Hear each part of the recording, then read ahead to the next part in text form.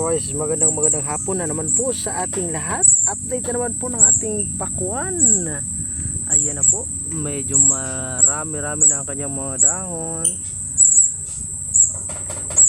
At syempre naman ay hindi magpapahuli ang kanyang mga bunga. Alright, yan na po, ganyan na po kalalaki ang kanyang bunga. Yan yung pinakamalaki. Ay.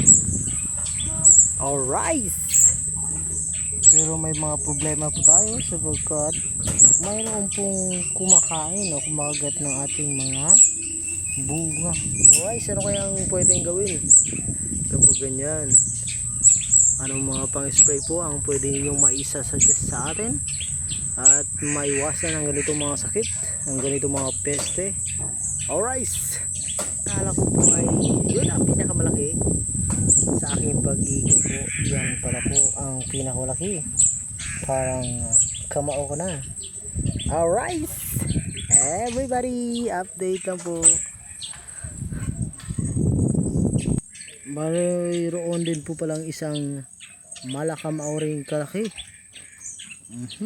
Pero mas malaki po yung isa, yung ipinakita nating una.